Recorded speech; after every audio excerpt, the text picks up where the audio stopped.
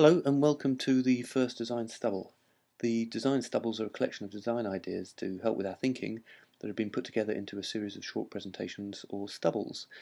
This first one focuses on the idea of never wasting a crisis, and that when things go wrong, it's not necessarily a bad thing. In fact, can be a good thing. It just really depends how we react to that crisis and the thing that went wrong. And to illustrate this, I'm going to take you through a quick short history of IKEA. So this kind of amusing illustration uh, is what lots of us encounter when we enter a store in IKEA. We suddenly have these unexpected changes of direction that we suddenly have to deal with, and what not all of us realise is, in fact, can be seen as an analogy for the way that IKEA has developed their business over the years. They've had a series of crises that have suddenly cropped up and meant that they've had to suddenly take an unexpected direction. And the idea that IKEA is one idea that was thought up once and it's now the same idea now is just not true. And the success that they've had has been the way that they've dealt with these crises that have kind of come their way. So a quick short history. IKEA started off as a catalogue firm, as a mail order furniture catalogue, and there was lots of competition in this area, and this was the first crisis that they had to deal with, and they dealt with it by building themselves a showroom to differentiate themselves from the competition. With the showroom, they had a crisis that popped up quite shortly, which was they actually had a supplier boycott. They couldn't get anything into their showrooms to actually start to sell.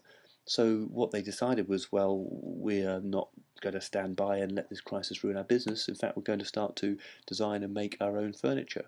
So they started to design and make their own furniture.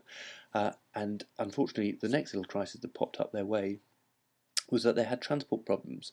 They were designing all this furniture, building it all off-site, and they had problems in just getting it into those showrooms.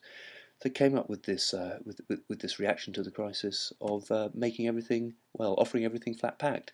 So they would put everything onto a truck flat packed. They would drive it to the store, and in fact, they would sell it from the showroom as flat packed. They have a few items around to show people what the thing would look like when it was taken out of its pack and assembled, but that is how they reacted. They just said, well, if we're having transport problems getting our stuff into the store, let's just flat pack it, make it easier for ourselves. We'll store all this stuff together at the showroom. What a way to react to a crisis.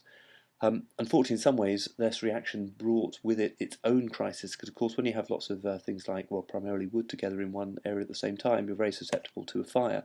And the fire was, I think, was the biggest crisis they had faced to date, and it could have been the one that destroyed the business and made them think, well, we've just had enough. This business perhaps is not for us. But they took the opportunity. The showroom got destroyed. They took the opportunity to build themselves an even bigger and better showroom. This time out of town. Take advantage of the space out of town. Be able to build something much bigger. Show off many more ranges of their products. And again, they were faced with another crisis quite shortly after that, which was all about staffing. It's like how to get people to come to the showrooms to actually work, because of course these things were out of town. And the way they reacted to this was that they made IKEA's self-service. All of these things, we see them together, that defines, IKEA. The idea they design their own furniture, the design they often got out of town showrooms, and that there's self-service for flat packed items.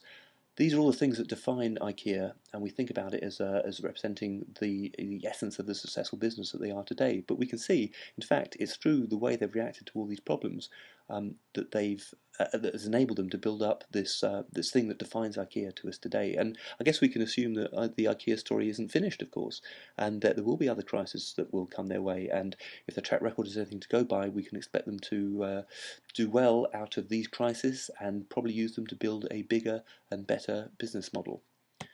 So this final slide just sums up really everything I've been trying to express, is that a crisis is, of course, opportunity spelt backwards. And when something goes wrong, it's not a time to be afraid.